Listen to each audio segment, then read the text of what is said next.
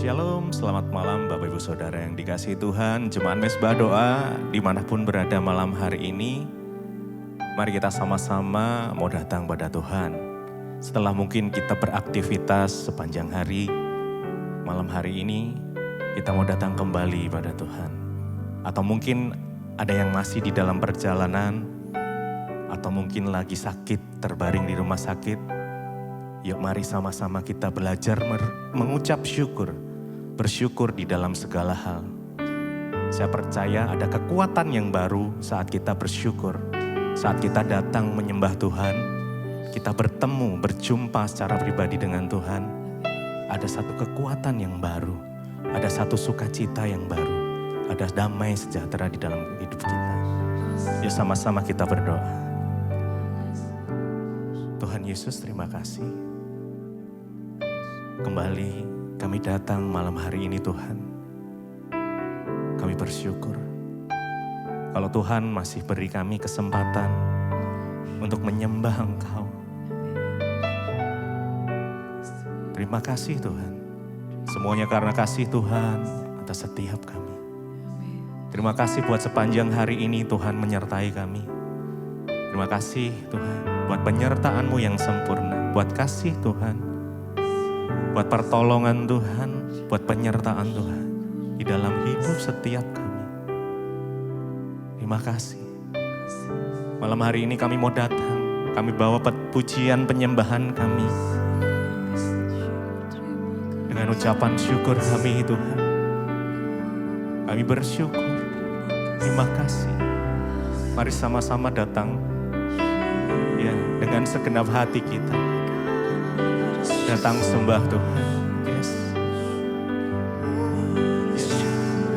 Mari rindukan Tuhan. Ya. Yes. Rindukan Tuhan. Lebih lagi. Biar Tuhan Kau peluk setiap kami, dekap setiap kami dengan kasih-Mu. Terima kasih. Terima kasih.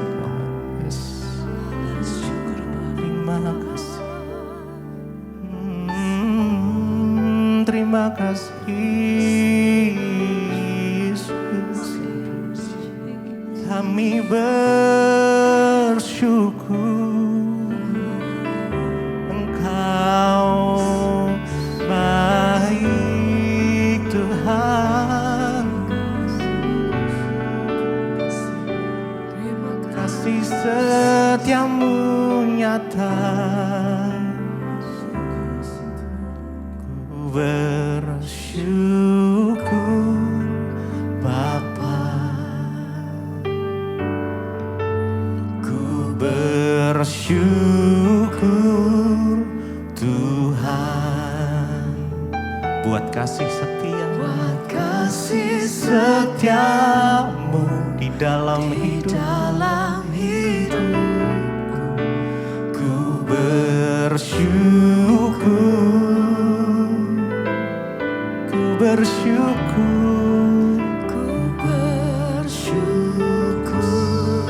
Mari naikkan ucapan syukur. Ku bersyukur Tuhan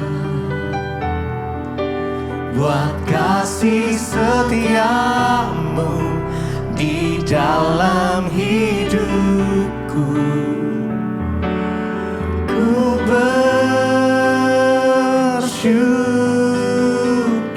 Ku bersyukur Bapa, kami bersyukur Tuhan. Ku bersyukur Tuhan buat kasih setiamu di dalam hidupku. Ku bersyukur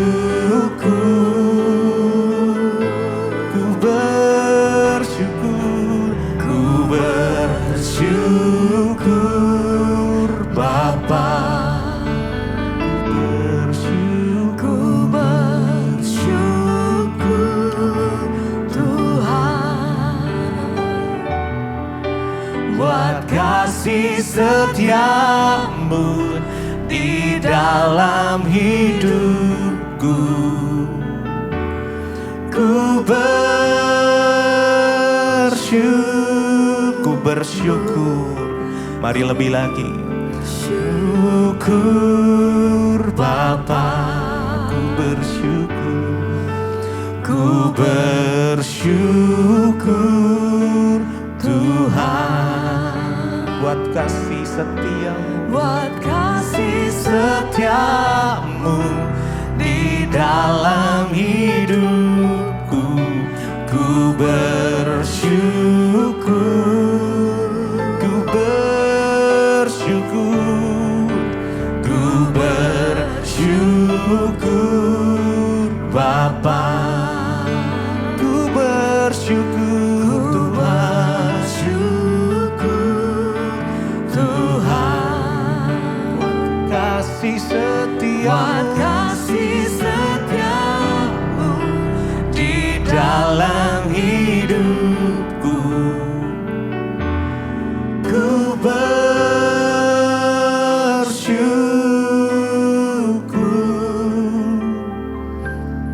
Tuhan.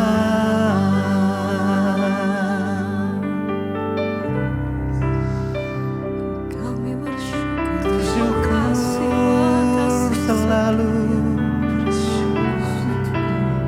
Mari naikkan pujian, penyembahan, ucapan syukurmu. Apapun yang terjadi di dalam kehidupanmu, percayalah Tuhan selalu ada untuk kita. Tangannya tidak kurang panjang untuk menolong kita.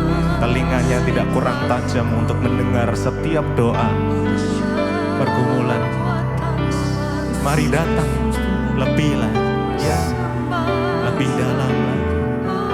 Rasakan kasih Tuhan. Yes. Nikmati Tuhan malam ini. Terima kasih. Terima kasih. Yes. Ucapan syukurmu. Ya. Kau baik Tuhan. Kau baik Tuhan. Meskipun doamu belum dijawab, tetap bersyukur. Tetap berharap pada Tuhan. Meskipun sakitmu belum disembuhkan, yuk tetap bersyukur. Yes. Terima kasih, terima kasih. Meskipun doamu belum dijawab sama Tuhan, mari tetap bersyukur. Ya.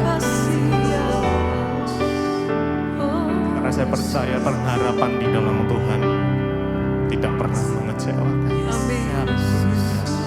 Tetap pegang janji. Terima kasih, terima kasih, terima kasih. Terima kasih. Mari dengan segenap hatimu sama-sama. Bersyukur Bapa. Jesus. Ku bersyukur Tuhan. Mari rasakan pelukan kasih Tuhan. Ya. Buat kasih setiamu di dalam hidupku. Ku bersyukur.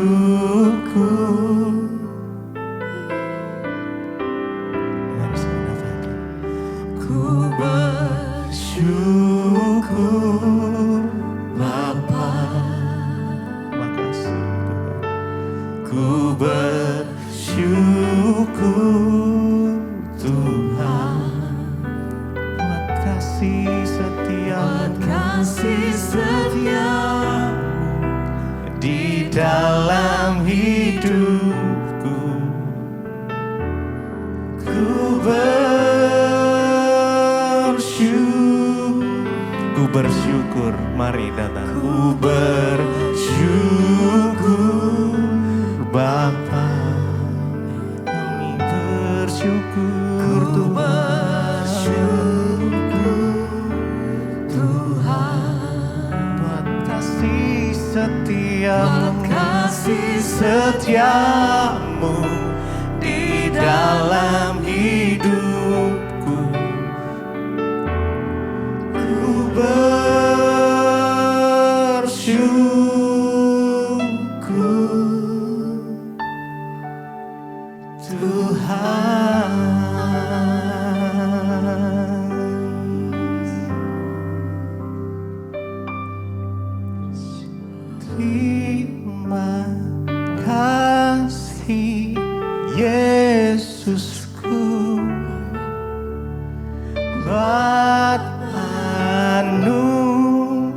anugerah yang kau beri, sebab hari ini Tuhan adakan syukur bagimu. Terima kasih. Ya, mari lebih lagi. Yes. Sampai telingamu mendengar. Ya, sampai hati kita percaya. Anugerah yang kau beri, sebab hari ini Tuhan adakan syukur bagimu. Terima kasih, terima kasih Yesusku, buat anugerah, buat anugerah yang kau beri, sebab hari ini Tuhan adakan syukur bagimu. Lebih lagi terima kasih, terima kasih, terima kasih Tuhan Yesusku. Amin. Buat anugerah yang kau beri, sebab hari ini Tuhan adakan syukur bagimu. Sekali lagi terima kasih, terima kasih Yesusku, buat anugerah yang kau beri, sebab hari ini Tuhan adakan syukur bagimu.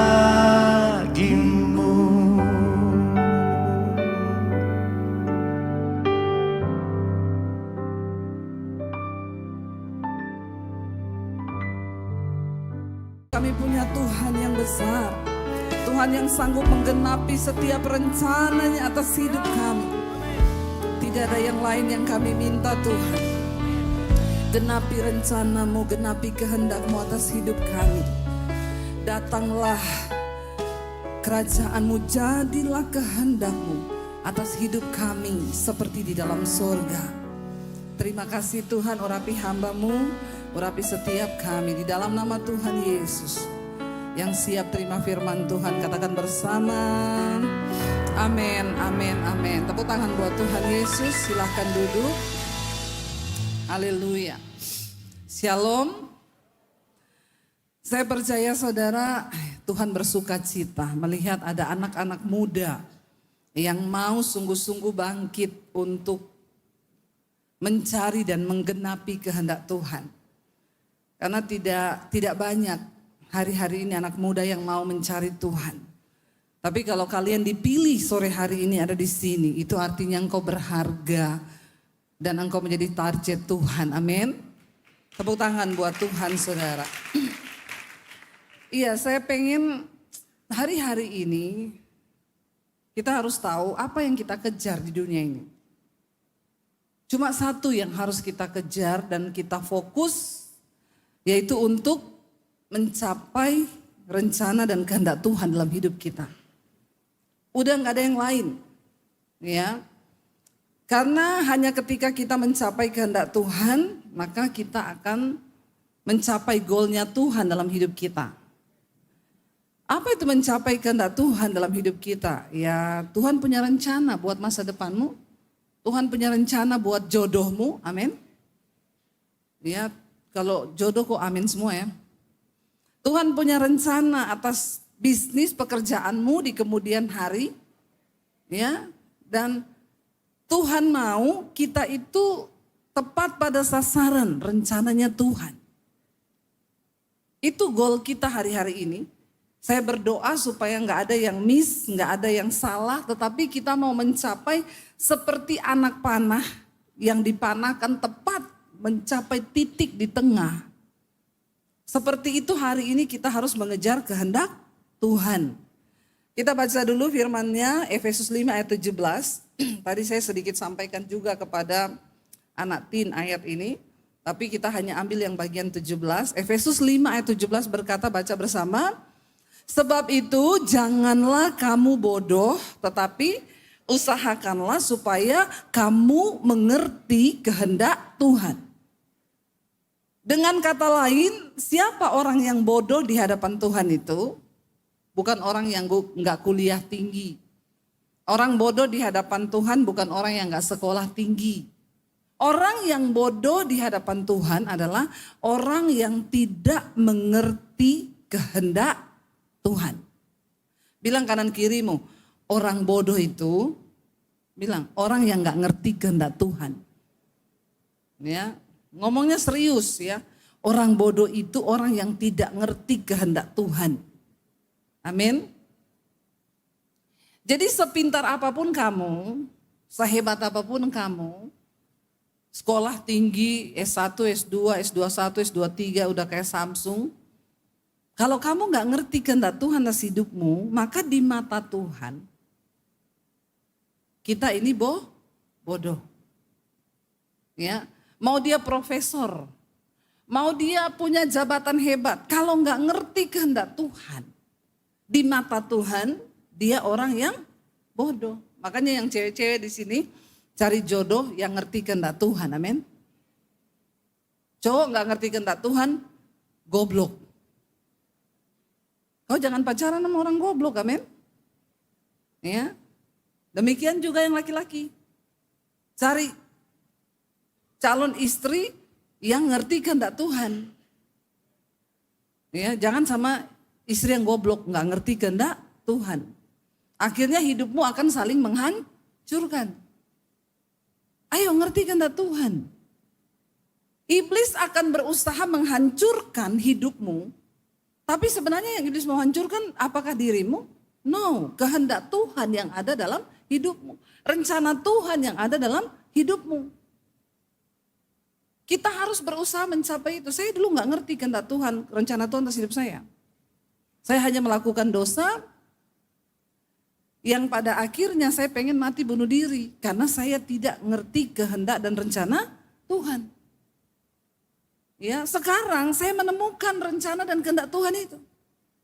Ternyata Tuhan mau pakai saya, ya, wow, puji Tuhan kalau hari ini khotbah-khotbah saya bisa memberkati bukan hanya di Indonesia, bahkan sampai ke bangsa-bangsa.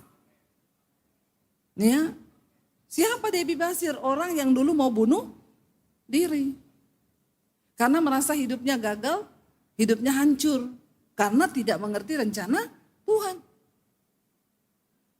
Jangan kamu bodoh tapi usahakan supaya kamu mengerti kehendak Tuhan. Ternyata untuk bisa mengerti kehendak Tuhan, ada kata di sana, usahakanlah.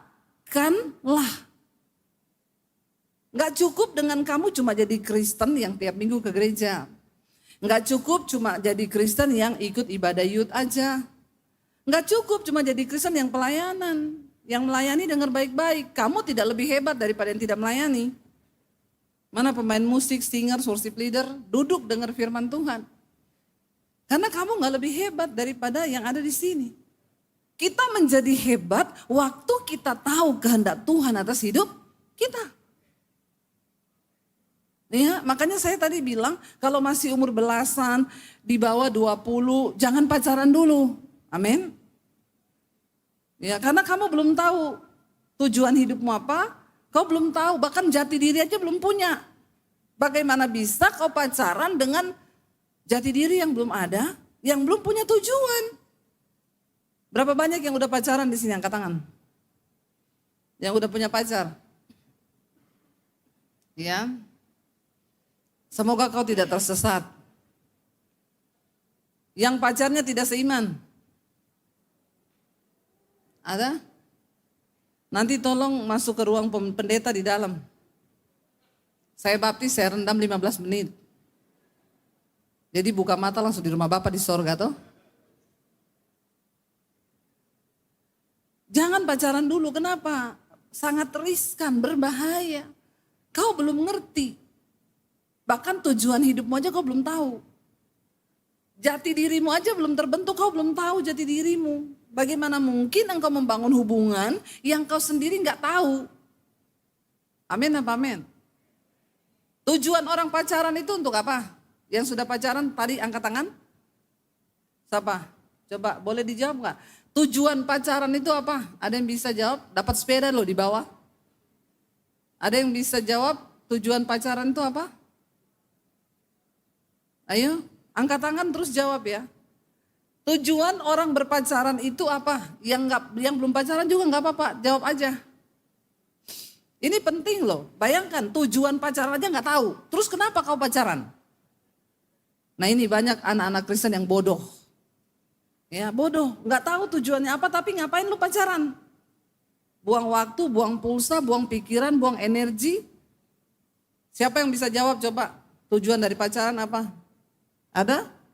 Ayo, jangan takut salah. Kalau saya salah, saya nggak hukum, nggak ada yang hukum. Satu orang aja, saya cuma butuh satu jawaban aja. Ayo dong, anak muda tuh harus berani berpendapat. Ada yang bisa jawab tujuan pacaran itu apa? Perlu bikin seminar ini. Apa tujuan pacaran? Nikah. Tujuan pacaran itu nikah. Jadi kalau sudah punya pacar udah pasti itu dinikahi? Oh belum. Terus ngapain pacaran? Apalagi kalau sudah pegang-pegang, ya yang di belakang, apa tujuan pacaran?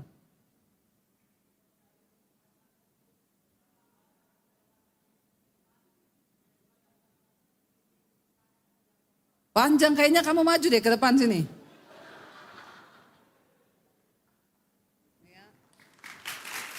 Ada mic nggak? Kasih dia mic.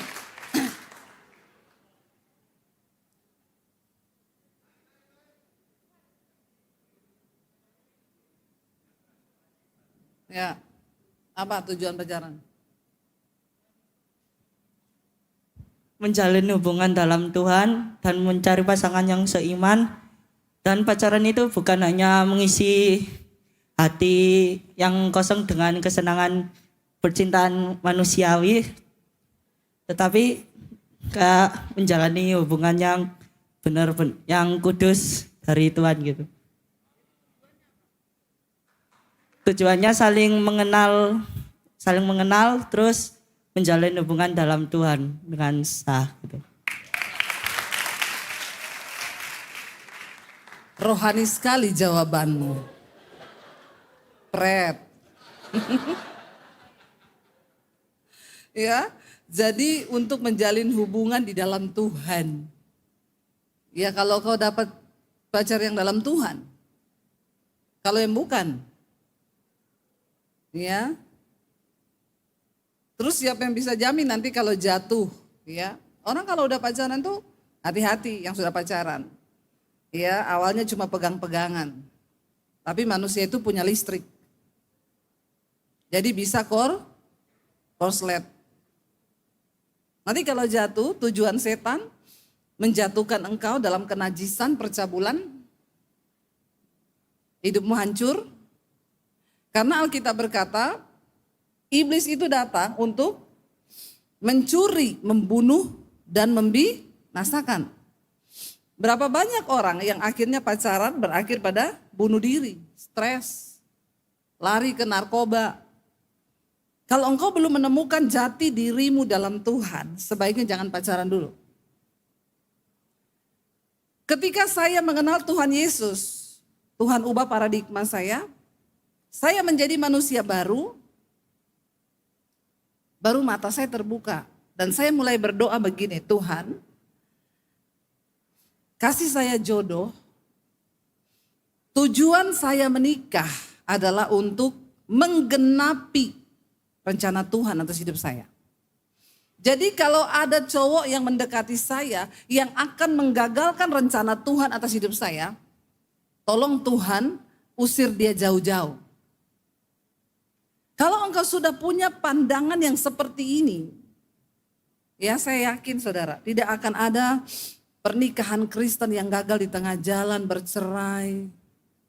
Ya, karena sekarang itu kalau kau nggak ngerti rencana Tuhan, kau jadi Kristen ngangong-ngangong. Ngerti nggak Kristen ngangong-ngangong? Ditanya, kamu tahu nggak kehendak Tuhan apa? Nggak tahu. Nggak ngerti. Ditanya kehendak Tuhan, kamu menikah buat apa? Ya masa jomblo? Ya menikah. Harus ada tujuan Tuhan.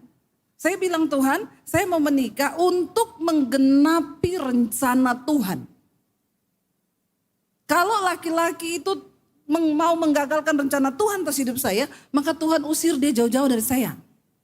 Lebih baik saya tidak menikah daripada saya ketemu orang yang akan menghancurkan rencana Tuhan atas hidup saya. Se-ekstrim itu dulu ketika saya sudah kenal Yesus. Bagaimana kita bisa mengerti kehendak Tuhan? Coba kita buka Efesus pasal yang keempat. Kita baca ayat yang ke-17. Kalau lihat judul perikopnya di sana, Efesus 4 ayat 17. Judul perikopnya apa? Manusia baru. Kita semua perlu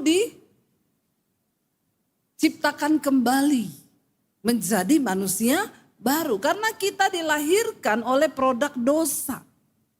Semua manusia telah jatuh ke dalam dosa dan kehilangan kemuliaan Allah. Kita perlu diciptakan kembali menjadi manusia baru. Kayak sampah itu didaur ulang. Bagaimana kita bisa mengalami manusia baru? Baca ayat 17, sebab itu kukatakan dan kutegaskan ini kepadamu di dalam Tuhan. Baca sama-sama. Jangan hidup lagi sama seperti orang-orang yang tidak mengenal Allah dengan pikirannya yang sia-sia. Semua dimulai dari mindset. Cara kita berpikir. Ya, berubahlah oleh pikiranmu supaya engkau dapat membedakan mana kehendak Allah, apa yang baik, yang berkenan dan yang sempurna. Dimulai dari cara berpikir. Ayo coba pegang semua kepalanya. Bilang Tuhan, ubah cara berpikirku dalam nama Yesus. Tiap hari perkatakan itu sudah. Semua pikiran sia-sia aku buang dalam nama Yesus. Jangan hidup lagi sama seperti orang yang tidak mengenal Allah dengan pikirannya yang sia-sia. Sehari 24 jam, apa yang kau pikirkan? Berapa banyak waktu yang kau pikir untuk engkau menggenapi rencana Tuhan? Berapa banyak waktu yang kau pakai untuk sia-sia memikirkan hal-hal yang sia-sia? Tadi sore saya sampaikan saudara, ada seorang yang bertanya ya kepada AI, dia bilang kalau kamu jadi iblis, bagaimana kamu bisa menipu orang Kristen terutama anak-anak muda? Lalu di AI-nya menjawab, kalau saya jadi iblis, saya akan berikan kepada mereka bukan hal-hal yang menakutkan, tapi hal-hal yang menyenangkan. Karena anak muda itu suka hal-hal yang menyenangkan. Saya akan kasih mereka semua yang mereka inginkan. Terutama saya kasih mereka handphone. Dan saya akan beri mereka tiap hari kalau bisa dopamin dalam diri mereka tuh keluar. Dopamin itu sejenis hormon yang seperti morfin, endorfin. Yang terus keluar sehingga kau merasa hidupmu nyaman, aman. Dan hari ini ya para ahli menyimpulkan setiap hari dopamin itu keluar paling banyak saat kau ngapa? Scroll. Berjam-jam. Seperti orang ketagihan kita dibuatnya. Kenapa? Setiap kali kau scroll itu dopamin keluar. Yang kedua, game online. Ya. Yang ketiga, kau nonton film porno.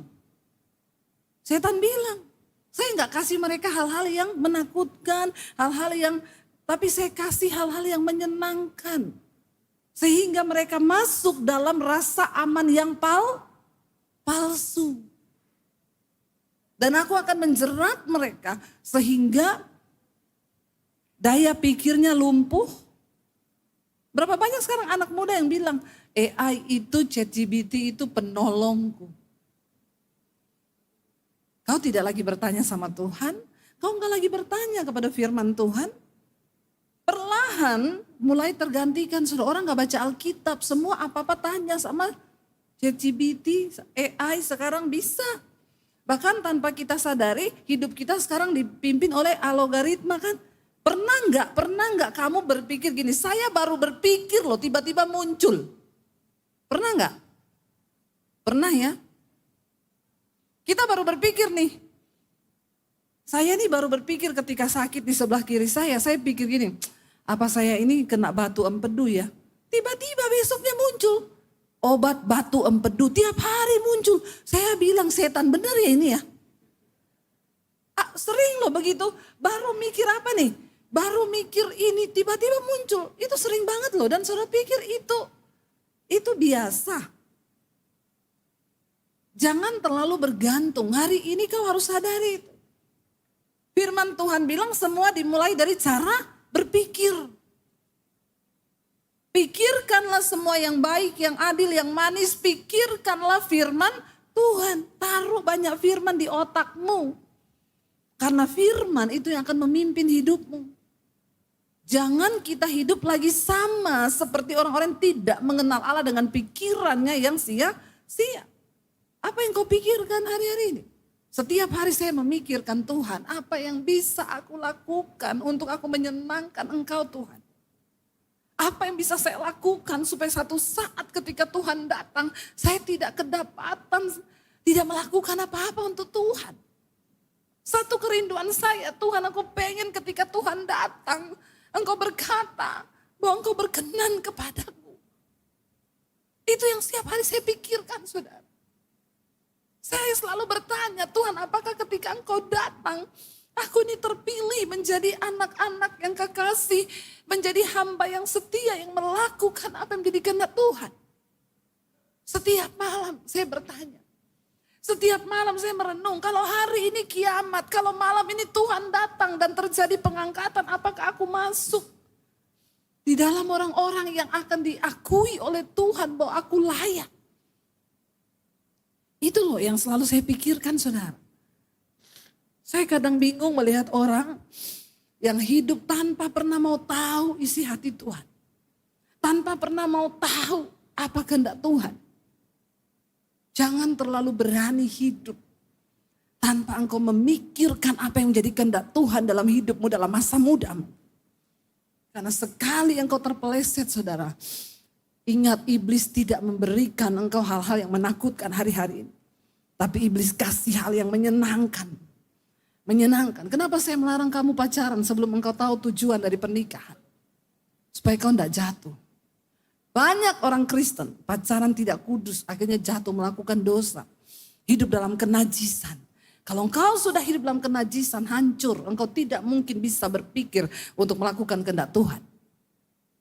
Yang kau pikir tiap hari cuma seks, seks, dan seks. Kamu yang terikat dengan film porno, cepat tinggalkan. Jangan biarkan setan itu mempengaruhi pikiran. Dengan hal-hal yang najis. Pikiran yang sia-sia hari-hari ini. Bertobat, saudara. Kau lihat tanda zaman kita ini benar-benar ada di penghujungnya akhir zaman. Gak main-main. Perang demi perang terjadi. Ya sesuatu yang besar di depan kita. Ayo, tidak ada pilihan lain selain hidup melakukan kehendak Tuhan. Ayat yang ke-18 berkata, baca bersama, dan pengertiannya yang gelap jauh dari hidup persekutuan dengan Allah karena kebodohan yang ada dalam hati mereka dan karena kedegilan, kekerasan hati mereka. Jangan mau dikuasai oleh kebodohan. Apa itu kebodohan? Kau tidak mengerti kebenaran, kau tidak mengerti firman Tuhan. Ayat 19, baca bersama. Perasaan mereka telah tumpul sehingga mereka menyerahkan diri kepada hawa nafsu dan mengerjakan dengan serakah segala macam kecemaran. Jangan melakukan itu semua. Karena kau tidak akan pernah bisa mengerti kehendak Tuhan kalau engkau hidup dalam hawa nafsu. Apa itu hawa nafsu? Nafsu itu baik, Tuhan ciptakan dalam diri manusia. Kalau nggak ada nafsu kita juga nggak bisa hidup. Ya, nafsu makan, ya itu baik. Tapi sehari makan 3 kali, itu normal. Kalau sehari makan 6 kali itu hawa nafsu. Bertobat, amin. Apa-apa mau dimakan itu hawa nafsu. Karena sekarang banyak anak muda itu mati muda. Ya, masih umur belasan udah cuci darah. Kenapa? Makanan gak bisa kuasai mulut. Semua dimakan, yang manis-manis dimakan, yang racun-racun dimakan. Ya, perhatikan apa yang kau makan. Banyak anak muda sekarang, ya, umur 21 tahun kena stroke. Kenapa? Kau gak bisa kelola hidupmu. Makannya rakus, tidurnya tengah malam, begadang. Yang tidur di atas jam 12 siapa di sini angkat tangan? Nah ini ya. Kau sedang merusak tubuh ya. Kita ini punya organ dalam badan kita ini Tuhan ciptakan itu bekerja ada jamnya. Liver itu buang racun jam 9 malam. Ya. Harus dalam keadaan tidur kalau enggak rusak livermu. Saya bilang, saya dulu waktu kecil belum ada handphone, belum ada TV. Setelah saya SMA itu baru ada TV. Jadi masa muda kami dulu, masa anak-anak kami itu sehat bener. Ya jam 8 udah tidur, udah gelap. Ya, jangankan mall, jangankan handphone, belum ada. Makanan pun belum ada yang racun-racun. Kenapa hari-hari ini banyak anak-anak muda mati muda? Karena ya gaya hidup. Karena kau tidak menyadari bahwa tubuhmu itu bait Allah. Dirusak dengan hawa nafsu, makan tidak terkontrol. Tidur itu nafsu Tuhan kasih. Tapi kalau engkau tidur yang normal itu kan 8 jam. Ya, kalau orang dikuasai hawa nafsu tidur terus. Ya, itu hawa nafsu. Seks itu juga nafsu Tuhan ciptakan. Baik supaya manusia bisa berkembang biak. Dan itu kudus buat suami istri. Tapi setan menipu hari-hari ini anak muda rata-rata jatuh dalam hawa nafsu seks. Ya, sehingga melakukan banyak cara. Bersinah, melakukan hal-hal yang tidak pantas. Bahkan laki-laki melakukan kemesuman dengan laki-laki. Saya berdoa di sini nggak ada boti-boti, amin. Jangan ada boti di antara kita. Ya, Tuhan menciptakan itu normal. Adam dan Hawa bukan Adam dan Eben. Ya, jadi bertobat. Nggak ada lesbi, sekarang banyak loh lesbi. Ya, perempuan sama perempuan. Dan lesbi zaman now itu bukan model-model kayak saya gini rambut pendek, tomboy. Ternyata rambutnya panjang dan di kalangan mahasiswa. Di kalangan mahasiswa sekarang udah nyata-nyata pacaran cewek sama cewek. Ngeri dunia sekarang ini. Belum yang merokok. Saya sama suami kita makan di satu restoran. Selesai makan anak-anak muda yang remaja itu keluar. Saya pikir mau ngapain. Semua begini. Nggak ada asapnya sih. Tapi semua merokok ternyata. Memang zaman ini sekarang saudara orang nggak peduli lagi. Yang kalau ada di antara kalian begitu-begitu. Tobat ya sebelum kena murka Tuhan loh, bertobat, tinggalkan semua dosa itu. Ya, dan dikatakan di sana ayat 20 apa? Tetapi kamu, ayat 20 baca bersama. Tetapi kamu bukan demikian, kamu telah belajar mengenal Kristus. Kita enggak orang-orang seperti itu sebab kita sudah belajar untuk mengenal Tuhan Yesus. Mengenal kebenaran. Jadi kita bukan termasuk orang-orang yang melakukan hal-hal yang seperti itu. Lalu dikatakan ayat 21, karena kamu telah mendengar tentang dia dan menerima pengajaran di dalam dia menurut kebenaran yang nyata dalam Yesus.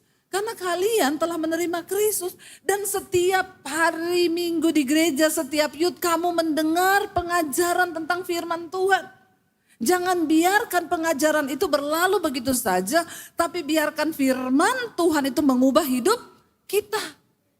Saya bicara begini bukan saya tidak mengalami dosa apa. Saya sudah coba semua dosa dulu. Jadi kalau kau baru mau belajar dosa, kasihan deh lu. Saya dulu sudah melewati semua dosa itu.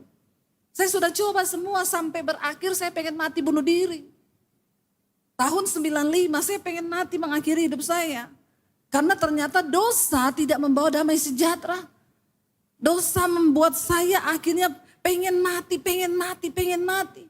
Kau pikir setelah kau dibujuk iblis melakukan dosa dan itu hanya begitu saja? No. Setan akan berusaha menguasai engkau dan membujuk. Dia datang untuk mencuri, membunuh dan membinasakan. Jangan main-main. Sekali kau masuk dalam jeratnya, kau gak akan pernah bisa keluar kalau bukan karena kasih karunia Tuhan. Datang berserah di kaki Tuhan. Saya ngomong begini karena saya pun pernah mengalami dan ayat ini benar banget. Setelah saya menerima Tuhan Yesus, saya mendengar tentang Dia, menerima pengajaran di dalam Dia. Yaitu kamu ayat 22, berhubung dengan kehidupan kamu yang dahulu harus menanggalkan manusia lama supaya kau dilahirkan kembali. Yang menemui kebinasaannya oleh apa? Nafsunya yang menyesatkan. Supaya engkau bisa menerima dan mengerti kehendak Tuhan. Ayo berubah. Ya berubah selama masih ada waktu. Ayat 23 baca supaya apa? Supaya kamu dibaharui di dalam roh dan pikiranmu. Dimulai dari dalam roh. Datang di kaki Tuhan bilang Tuhan ini hidupku, ubah aku Tuhan. Karena perubahan itu gak akan pernah terjadi kalau engkau tidak datang duduk di kaki Tuhan dan memberikan hidupmu kepada Tuhan. Perubahan itu baru akan terjadi ketika engkau datang dan menyerahkan hidupmu di kaki Tuhan. Datang sama Dia. Datang sama Tuhan, tutup pintu kamarmu, masuk di kamarmu, doa Tuhan ini hidupku Tuhan. Ubahkan aku Tuhan. Dan dikatakan di sana, supaya engkau dibaharui dalam roh dan pikiranmu dan apa 24. Dan mengenakan manusia baru yang telah diciptakan menurut kehendak Allah di dalam kebenaran dan kekudusan yang sesungguhnya. Kita ini perlu disetting ulang. Otak kita, pikiran kita, ya perlu disetting ulang saudara. Kita perlu diisi oleh kebenaran firman Tuhan. Barulah hidup kita ini mulai pada babak yang baru. Kita tidak hidup menuju kepada kebinasaan. Tapi kita hidup menuju kepada kehendak dan rencana Tuhan. Tuhan mau pakai hidupmu berdampak bagi banyak orang. Kalau saya tidak membuka hati menerima Tuhan Yesus saat itu. Hari ini Debbie Basir itu udah mati karena bunuh diri. Hidup saya cuma menjadi catatan sampah. Tapi karena malam itu saya datang, saya bahkan belum kenal Tuhan Yesus. Saya berdoa di kamar berkata begini, Tuhan aku tahu ada Tuhan yang menciptakan aku. Tapi aku tidak tahu siapa Dia. Tapi saya percaya Tuhan yang menciptakan saya itu ada dan engkau hidup. Karena itu malam ini Tuhan tunjukkan dirimu kepada saya. Supaya saya mengerti apa rencanamu menciptakan saya di dunia. Itu doa saya ketika malam saya mau bunuh diri. Saya bilang Tuhan sebelum saya bunuh diri. Siapapun engkau saya gak peduli dengan agama lagi. Tapi saya pengen ketemu Tuhan yang menciptakan saya ke dunia. Kenapa kau kurang kerjaan ciptakan saya Tuhan. Cuma untuk saya bikin dosa. Lalu kalau saya mati bunuh diri saya pasti masuk neraka. Nah sebelum saya mati bunuh diri saya pengen kau tunjukkan dirimu sama saya. Iman yang hanya sekecil sebiji sesawi itu ternyata diperhitungkan Tuhan. Malam itu Tuhan datangi saya dan saya berjumpa secara pribadi dengan Tuhan Yesus. Dan itu titik balik hidup saya. Hari ini saya mau bilang, siapa Debbie Basir sekarang? Karena anugerah Tuhan saya bisa menjadi berkat bagi banyak orang. Ternyata rencana Tuhan begitu dahsyat. Coba kalau saya sudah mati hari itu. Cuma terbersit di dalam otak dan pikiran saya. Cuma satu kata, aku pengen kenal penciptaku. Itu tok, selesai. Tidak ada yang lain. Saya bukan anak pendeta yang pintar berdoa. Bahkan saya tidak kenal Tuhan Yesus. Saya bukan dari orang agama Kristen. Saya cuma datang dan bilang, Tuhan, kalau saya saudara yang bukan dari Kristen bisa mengalami Tuhan dan rencananya. Apalagi kalian yang memang sudah dipilih sejak di dalam kandungan ibu. Engkau sudah menerima kasih karunia Tuhan itu. Jangan sia-siakan hidup. Kita gak punya banyak pilihan. Dunia sedang berubah begitu cepat. Mengharapkan masa depan apa kita? Dengan kepintaran kita, enggak ada. Kau belum cari kerja hari ini yang dipecat sudah ratusan ribu bahkan jutaan orang. Zaman dulu orang cari kerja, 1 orang dia bisa melamar ke 5 perusahaan. Hari ini 5 orang cari 1 lowongan. Sulit. Dunia berubah, gak ada yang bisa mengendalikan. Kau terima atau tidak, kau siap atau tidak, dunia ini sedang berubah. Kau masih sekolah, belum kerja. Yang dipecat sudah jutaan orang. Rasanya tidak ada harapan. Tapi Tuhan bisa memberikan kepadamu harapan yang baru. Sehingga hidupmu bisa berdampak dan menjadi berkat bagi banyak orang. Amin. Saya sedang menceritakan apa yang Tuhan buat dengan hidup saya. Saya sedang menceritakan apa yang Tuhan Yesus kerjakan dengan hidup saya, saudara. Dan ini bukan dongeng, itu benar-benar terjadi. Bagaimana Tuhan pakai hidup saya hari ini. Saya ketemu banyak orang yang berkata, Bu, terima kasih lewat khotbah Ibu kami gak jadi bercerai. Banyak yang berkata, Bu, terima kasih lewat khotbah Ibu, saya dulu homo, sekarang saya bertobat. Dan itu merupakan satu kebanggaan di hadapan Tuhan kelak. Itu bisa terjadi ketika apa? Ketika engkau datang menyerahkan hidupmu di kaki Tuhan dan berkata, ini aku Tuhan, ini aku. Pakai hidupku Tuhan.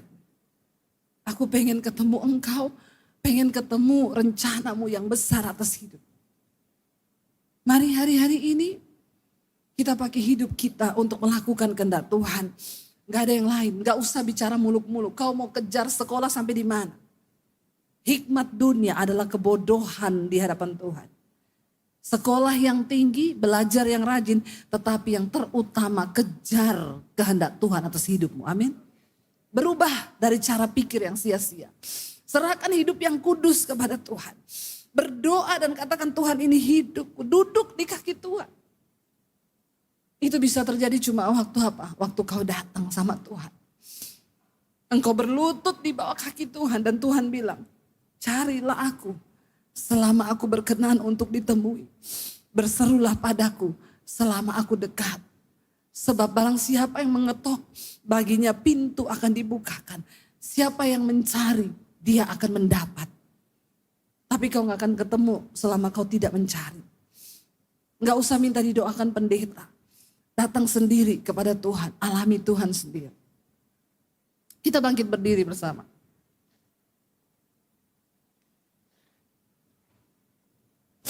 Ini hidup kami Tuhan. Kami mau selalu terhubung dengan Tuhan. Karena ketika kami terhubung dengan Tuhan, kami klik dengan Tuhan, kami akan melihat rencana Tuhan tergenapi atas hidup kami. Engkau yang memampukan kami Tuhan, untuk bisa selalu terhubung dengan Tuhan. Terima kasih Tuhan Yesus. Kasih-Mu layak seluruh hidupku, mampukanku melakukan yang Kau inginkan. Tak bisa ku terlepas, Kau menggenggam tanganku, ingin lebih mengenal pribadi-Mu. Sekali lagi katakan, kasih-Mu layakkan seluruh hidupku, mampukanku melakukan yang Kau inginkan. Tak bisa ku terlepas, Kau menggenggam tanganku, ingin lebih mengenal pribadi-Mu.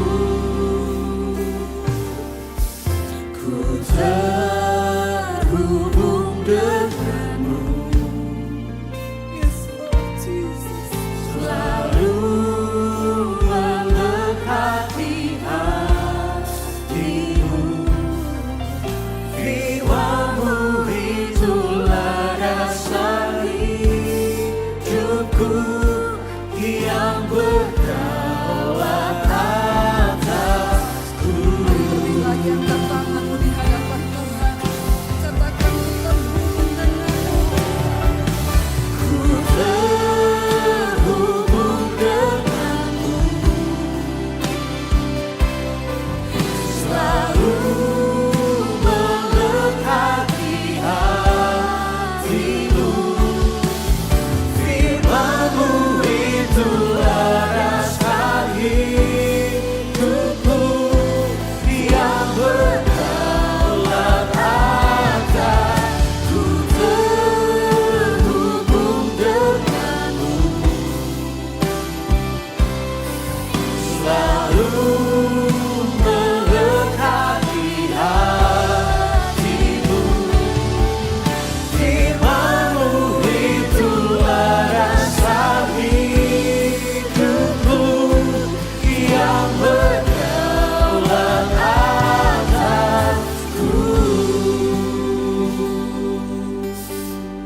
Mari tutup matamu dalam hadirat Tuhan. Kasih Tuhan akan memampukan engkau untuk melakukan setiap apa yang Tuhan mau. Datang pada Tuhan hari ini. Bukan soal kita mampu atau tidak. Tapi apakah engkau mau atau tidak. Tuhan akan menggenapi semua rencananya atas hidup. Waktu kau berkata, aku mau Tuhan, aku mau. Ini hidupku Tuhan, ini hidupku. Tuhan cuma tunggu kau bilang, ini aku Tuhan. Genapi rencanamu atas hidupku, atas masa mudaku, atas masa depanku. Genapi rencanamu Tuhan. Ini hidup kami Tuhan. Biarlah kasih ini. Angkat tanganmu biar jemaat saya katakan. Ini kerinduan kami Tuhan. Bahwa kami terhubung dengan Tuhan. Melekat di hatimu Tuhan Yesus. Yes Lord Jesus. Yes Lord Jesus. Lebih lagi biar jemaat saja. Kau melihat setiap tangan yang terangkat ke hadapan hadirat-Mu Tuhan. Kami rindu. Kami rindu Tuhan, ambil masa muda kami, ambil Tuhan semua rencana, cita-cita kami. Dan pakai hidup kami Tuhan. Mari sama-sama katakan, ku terhubung denganmu. Yes, Lord Jesus. Selalu mendekati hatimu. Firman-Mu itulah rasa hidupku yang berdaulat atasku. Saudara, Tuhan gak peduli berapa banyak dosa yang kau lakukan hari ini. Yang Dia mau lihat hatimu, yang mau bertobat hari ini dan berkata, ini hidupku Tuhan. Malam ini hadirat Tuhan ada di tengah kita. Tuhan hadir. Kenapa sampai hari ini Tuhan belum datang? Karena Dia tidak ingin ada yang binasa. Dia beri kesempatan untuk kita bertobat. Hari ini Tuhan berdiri depan pintu hatimu dan berkata, aku menanti Engkau datang. Kau cuma tinggal bilang sama Tuhan, ini hidupku Tuhan. Ini hidupku Tuhan. Gak peduli apapun keadaanmu hari ini, Tuhan gak lihat itu. Dia cuma pengen hati yang kau buka dan bilang, Tuhan masuk dalam hatiku. Dia Dia cuma pengen dengar hatimu yang berkata, ambil alih hidupku Tuhan, ambil alih hidupku Tuhan untuk aku dapat melakukan rencana dan kehendak-Mu dalam hidupku. Terima kasih Bapa. Karena itu mari buka hati dan tanganmu saudara. Terimalah kiranya berkat, rahmat, anugerah dari Allah Bapa, cinta kasih dari Tuhan Yesus Kristus, bahkan penyertaan Allah Roh Kudus turun atas hidup kita mulai hari ini, bahkan sampai kali yang kedua Tuhan Yesus datang kembali dan nama kita tercatat di dalam kitab kehidupan. Dalam nama Tuhan Yesus katakan bersama, amin. Amin. Yang pegang tanganku, Kau yang sentuh hatiku, selamanya ku cinta Kau Yesus, selamanya ku menyembah-Mu. Kau yang pegang tanganku, Kau yang sentuh hatiku.